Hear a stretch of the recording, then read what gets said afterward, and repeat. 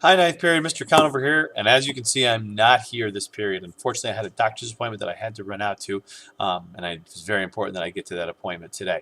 But Miss McGinnis is here. She's covering my class, as you see, and I figured, well, what better way to teach than would be to shoot this video and give you the instructions for today. So, as you know, the little housekeeping kind of things, of course, you need to turn in your Facebook/cell phone poster projects and your rubrics for your Sleepy Hollow writing prompt. Okay, you put them in the front of the room in the little baskets right there.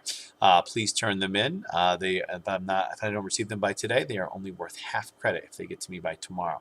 But make sure that you get those in regardless, either way. So this week we're going to be reading The Raven, and we have weekly vocabulary that's due on Fridays. We're going to go through those 10 words on the video tomorrow. We're not going to waste time with that today. So just be ready to look at those tomorrow, or if you'd like to figure out these sentences on your own, they are uploaded to Classroom already. And that is our homework for the week, as well as the reading and writing prompts, of course, for The Raven. The Raven is our final story. Okay, The Raven is probably the best story for the last, because it's probably the most difficult. It's also probably the most celebrated story from all of Edgar Allan Poe's work.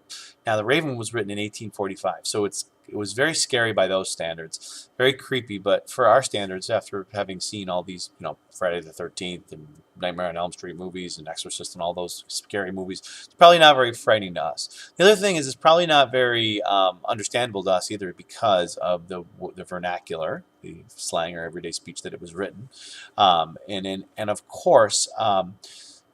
Edgar Allan Poe, there was some speculation out there that he maybe wrote this little bit about himself, just because we know that he had some troubles with his wife dying, and some loneliness and sadness and depression. So you can see some of those themes as we go through it. So one of the handouts that you got, that says this right here, The Raven, Modern Translation. Probably it says translation, but right now today we're going to work on just making summaries of what's going on. The first part that we're going to do is, first of all, taking a look at it. If you guys can just take a look at it right now.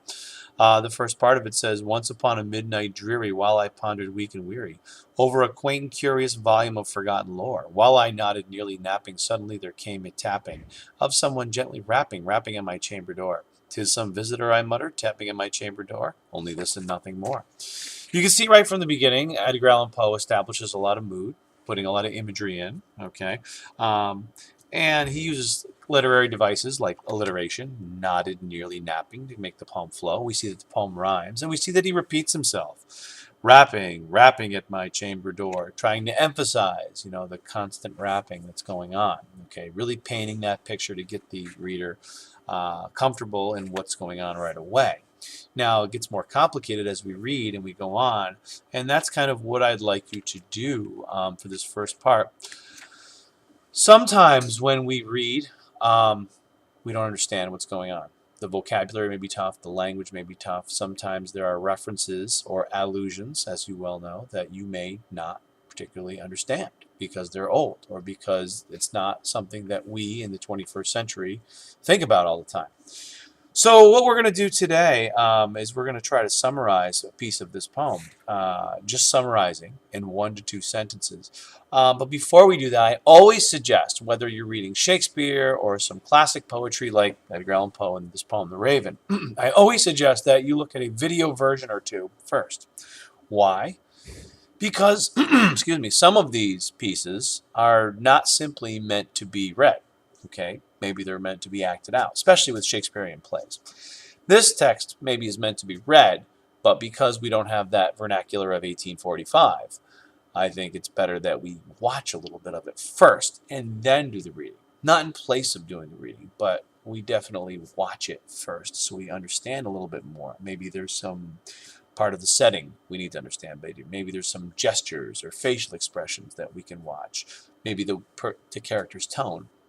All of that is going to give us a better idea about what's going on overall. And then when we go back and read it, we'll have a better idea of summarizing it. So the first thing that we are going to do is you are going to watch a 2-minute animated slideshow version of The Raven being read.